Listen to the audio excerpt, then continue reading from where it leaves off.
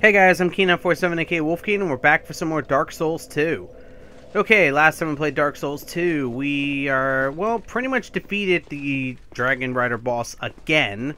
And now we are heading further into Drangley Castle. We just activated this elevator, luckily. Like, now we got this elevator to work with us, and now we can head up. Which will lead us to, which you'll see in a minute. Waiting. God, this is a long elevator ride. And there's no freaking... How are you going to be okay with standing on something this precarious? I'm just saying. Maybe that's just me because I have a deep fear of heights and stuff like that. I don't know. I sure as hell wouldn't stand on something like this. Okay, so in here we go. And now... There's actually someone in this cage, but we can't open it. See? No key to the embedded in inventory. Nothing we could do. We'll have to come back here later. I know what item it is, so no worries. We'll be back here later. So first, we're going to open up these chests, which one has the key to the King's Passage, which is, I think, the key we need to open up the door downstairs on the by the elevator. And here we have another soul vessel and another fire seed, so we can upgrade or respect our stats if we feel the need. And finally we have strong magic shield, which doesn't matter to me because I'm not a mage. So anyways, now we gotta make the long trip back down. So I guess while we're doing this, I could say something real quick. I'm kind of liking how this playthrough is going so far. Like, you know, when I first started this playthrough, and, you know, I was like, I don't know, is this going to be as good as my previous Souls playthroughs, like Dark Souls 1 and Demon Souls? Granted, Demon Souls wasn't that great, because back then I was a noob. This one, I think, is coming along pretty well. I haven't died too many times, and I'm actually trying new things, so this way, you know, to make my other Let's Plays a little easier, like cutting out load screens. Well, anyways, used key to King's Passage. Now, I'm pretty sure you all remember this from the TGS demo. Yep. This was the location where, this is the location where you fought, this guy. First off, gonna grab that alluring skull. And I know that some of these statues come alive. I think it's this one. No, it's not. It's not that one. It's not that one. It was that one. Crap. Now I'm going to have to deal with a whole army.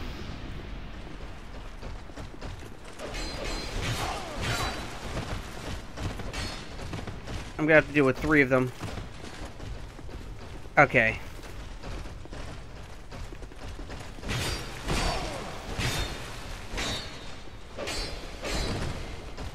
Heal up. Are you going to attack me? Die. Ugh. Oh, one thing. These guys drop a lot of Titanite slabs. So if you're looking to farm Titanite slabs, fight these guys. They drop a lot of them. Trust me. This is where I go all the time to farm slabs. Just make sure you have like the gold Covenant Serpent ring on, as well as a couple of increasing item discovery items. Trust me, you will not regret it because, like I said, these guys drop Titanite slabs pretty consistently. And they also drop the armor set that I'm currently using for my main character, which you saw in which you might have seen in one of my PvP videos, or if you have been in my channel long enough, the Fuck It All video that I did. Life gem. Now we just gotta kill this guy and we can make it into the boss room. Nope. You get backstabbed.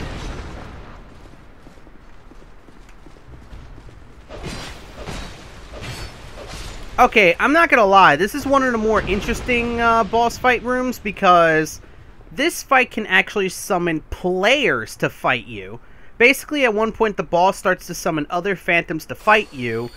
This boss can actually summon players to fight you. So, if a player has a summoning sign down here or something of the like, they will summon that player to fight you in this boss room, making it really hard in some areas. I'm gonna summon Benhard of Yurgo, and we are going to fight the Looking Glass Knight. Now, I'm not gonna lie, guys. When I first fought this boss back in New York Comic Con 2013, this guy was hard. Like, really hard. I think the game was probably in New Game Plus, which is why he was so difficult. At least to my knowledge. I'm more or less assuming he was probably in New Game Plus, just to make it, you know, more difficult for the goers, because if you could beat the boss easily, people would be, you know, trouncing this boss. And I'm not gonna lie, I almost died in so many occasions because of how hard this guy was.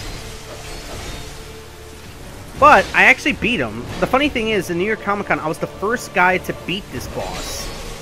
I know. Tell me that doesn't sound crazy. I was the first one of the day to beat him, because, you know, everybody was trying for like a few hours, and I pulled it off. You know, on my own that time. Yeah, basically, you don't want to be careful with his attacks. They hit hard. His attacks hit hard, as you can see. I just lost a third of my health. And also be careful with those electric attacks. Those electric attacks will hurt like hell. Okay, when he's doing this, that means he's about to summon someone through the shield. And honestly, there's really nothing you could do about it besides just wail on him as much as possible before the summoning happens. You won't do as much damage, but at least you could do something. Now we have another Phantom in the fight.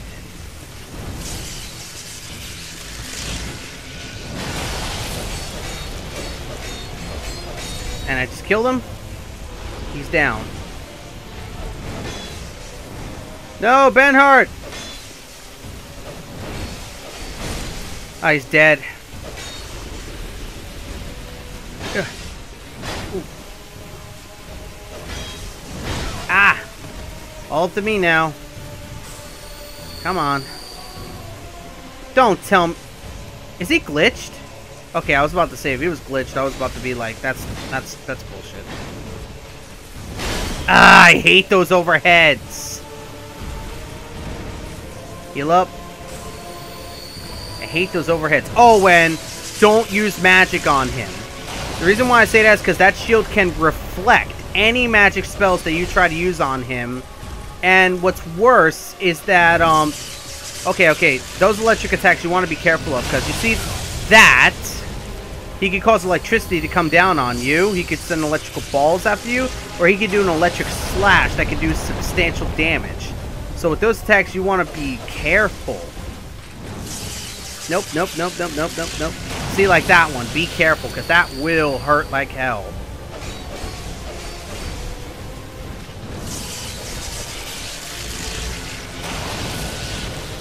Nope. Yeah! You die. Ugh. Got him. And that's it. That's the Looking Glass Knight down and out. Now we can make our way further into this area. But yeah, that was the boss from the TGS demo, and honestly, he was way harder in the TGS demo than he was here. But like I said, I think the game was set on New Game Plus, which is why he was so hard. And I know someone might say, but you summoned someone.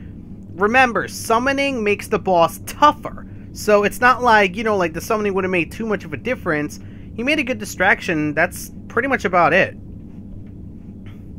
But that's what I'm trying to say. Like, I really feel like the boss was probably the game was probably set on New Game Plus when, you know, we originally fought him. Anyways, now we are in this place. We are going further and further in, and now we find the Green Blossom. We find another Green Blossom, which is good. I need those, even though I'm not really using them. Okay, I kind of like the way this place is designed. Almost like we're under a tree or some kind of forest area. It's really interesting. And now, here we are. Shrine of Amana. This place, I have to say, is a very beautiful place. It really does remind me of Ash Lake from Dark Souls 1. And you know what? Ash Lake had its own beauty, but this is really interesting. And it almost has like a bit of a foreboding atmosphere behind it. Especially with the woman singing in the background. So now we're going to head through this place, which this place is, well, tricky. I'll say it like that. This place is tricky, to say the least. And I say that because there's a lot of water in this place. There's a lot... Well, you'll see in a minute. You'll get to see in a minute. Come on. Come on. Do I have a bomb or something? Because I don't want to run the risk of sending myself careening off this ledge. I do not. Let's try the bow and arrow. Or I could just use that. There we go. Yeah, that's an item we can pick up once we head to ground level. So let's see what we have around here. Oh, be careful with those guys. Okay, open the chest. Those guys can spit out, you know, you have already seen poison, corrosive, and otherwise. So just be careful with them. And we got a couple of, you know, basic items that I don't need. So now we are going to head further down. Like I said, I love the foreboding atmosphere in this place. It's definitely one of the more, I guess, what would be the best word? Not psychological, but I guess emotion kind of thing. I don't know. I don't know the right word for that. Someone can go ahead and, you know, give me the right word and yada yada yada. This is one of the things that's why you got to be careful. These guys are in the water, and there's very little indication that they're in the water. The way you could tell is that you'll see like, that weird glow. Ah, fuck you, fuck you, fuck you, fuck you. I forgot all about him.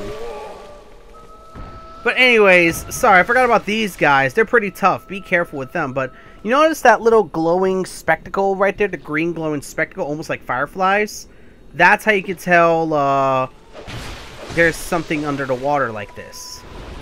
And I know it's kind of easy to tell now, but there are areas where you'll be knee-deep in water, and it will be kind of hard to see. So you're going to want to be careful. Oh, and make sure you watch your footing here. There are places where you will just drop and fall in the water and die. See, like, look, you can see, like, there's no floor here, but there's floor here. So you're going to want to be careful when traversing this, because otherwise you'll die. Flame butterfly and twinkling titanite. That's cool. So this place, just make sure you watch your footing and know where you're going, because otherwise you're going to fall through and you're going to die. See what I mean? Look, you couldn't even see him unless you got close enough. Oh, yeah, be careful. These guys cause bleed. These guys cause bleed damage, so you're going to want to be careful when fighting them.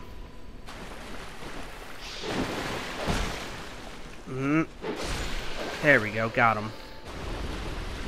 So now we're going to head in. Oh, there's another one. There you go. We're going to head in here. I believe there's someone in here that you could talk with. Yep, there she is. We knew you were coming.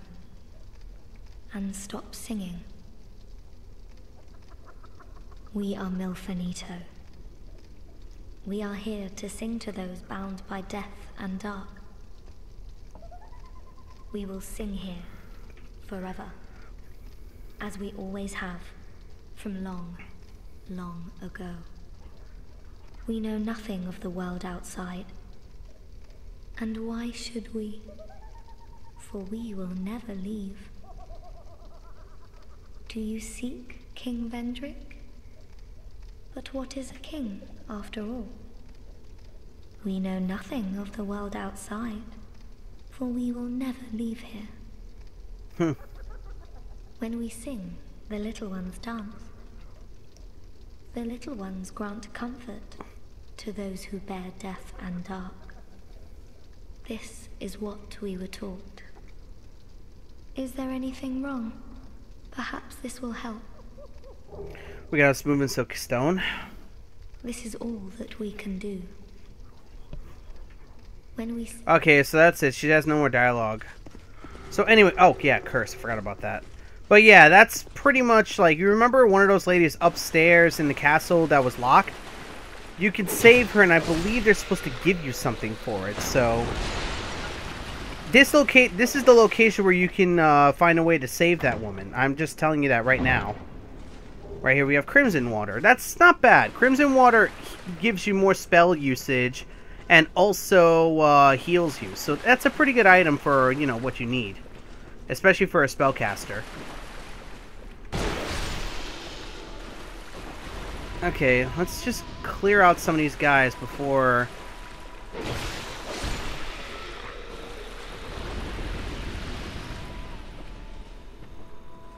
Okay, I aggroed one. Yeah, aggro these guys one at a time because they hit hard and they're fast.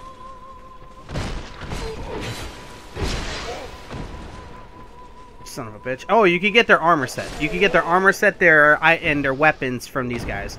And these guys drop Twinkling Titanite, which, not a bad item to get, especially if you're upgrading weapons and stuff that require it. Okay, here comes the other one. I didn't aggro the third. Good. Yeah, that's, like I said, aggro these guys one at a time, because otherwise they're just going to gang attack you, and 9 times out of 10 you won't make it. Oh, and these guys drop old Radiant Life Gems. To be honest, I've never really found a need for old Radiant Life Gems. Just being honest, I've never found a need for old Radiant Life Gems or even Radiant Life Gems in general. I've always made it through with just regular Life Gems. And I believe every other Dark Souls player, well, Dark Souls 2 player can say that as well, that they've made it fine with just regular Life Gems. Maybe that's just me, maybe I'm being complete idiot, but honestly, I've never really found the need for old Radiant Life Gems. They're good, yes, for if you need more healing, but otherwise, you can stock up on 99 life gems easily and never have to worry about running out for the most part. I stock 30 because that way it's not too easy for me, but also because I don't waste too many souls buying so many life gems. That's sort of my own little thing on that idea. Oh, and yeah, there's a bunch of them here.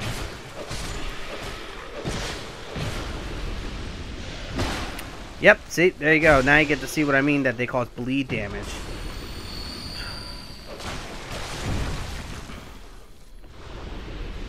Kill him, kill him. Kill him, kill him, kill him. Now we got a red leech troach. I believe that's supposed to lessen bleed damage. And in here we got another Titanite, another Twinkling Titanite, and more smooth silky stones. Which I could trade those away to Telos, and I forgot the other name. Dang it. I really did forget those names. Alright, into the mist. Okay, this is where the place gets annoying. There's enemies that could shoot magic from such a large distance. Look at that. Look how far she was, and she fired at me still.